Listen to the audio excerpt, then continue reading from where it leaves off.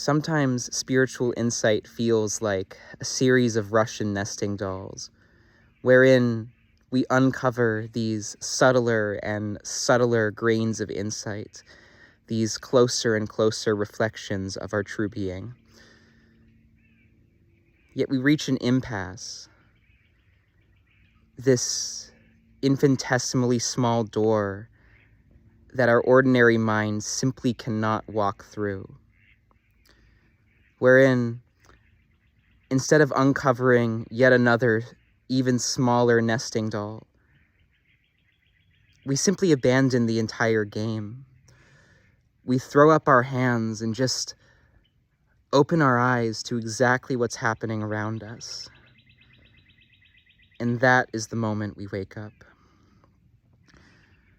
I ask if you have the courage to die, because to the finite human mind, death appears to be the cost of this path. And this is not some nihilistic way of understanding this. Ultimately, nothing dies. Nothing is ever lost. You are the creator and the creation working in tandem. You are exactly as you want to be at every living moment. And yet, honesty lives in silence. True perspective comes when we're no longer looking through the distortive filter of our lower mind.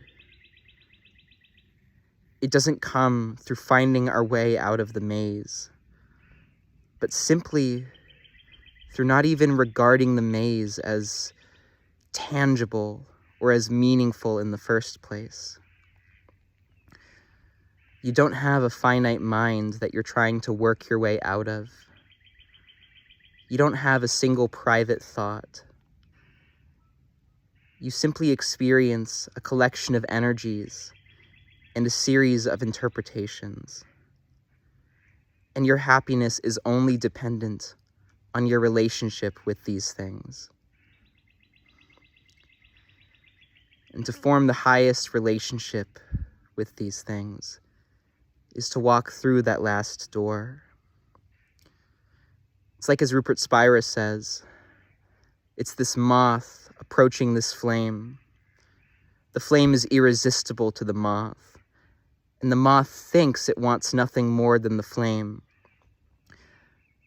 Yet the very instant the moth touches the flame, it dissolves into the very essence of the heat itself. There is no difference between the moth and the flame. There is no difference between what we think we want and truth. Truth, which is the complete, unconditional disillusion of believing we are separate from oneness. To the person who thinks they're a person, to the person who thinks they're separate, unification is a death. This is why you're so afraid.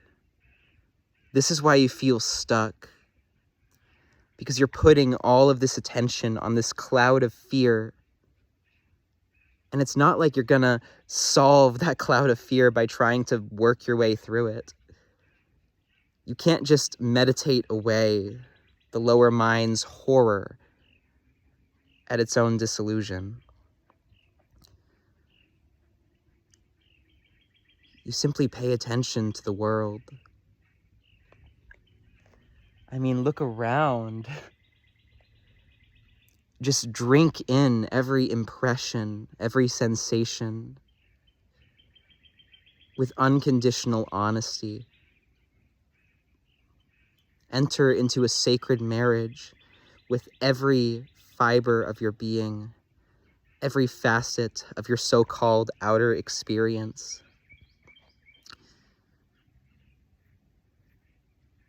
And simply decline the invitation that your mind gives you, that you give yourself, to engage in that all too familiar game of separation. Simply cut the lower mind off from the red meat that feeds it. And see how you metamorphosize from your deepest fears into your greatest gifts,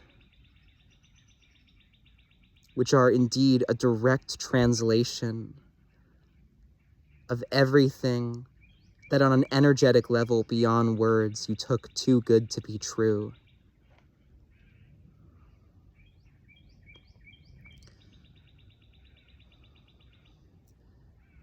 All you need is courage. All you need is faith. It's not faith towards any particular practice or understanding, because that'll keep you going in circles. It's faith to look beyond your own nose. It's faith to be exactly as you are, and to meet everyone with complete, utter transparency. To see how all separation melts into the ashes of love. To see that this was all there ever was. You. And ultimately, you can't die. And it's a great paradox. It's a cosmic joke. You die yourself to life.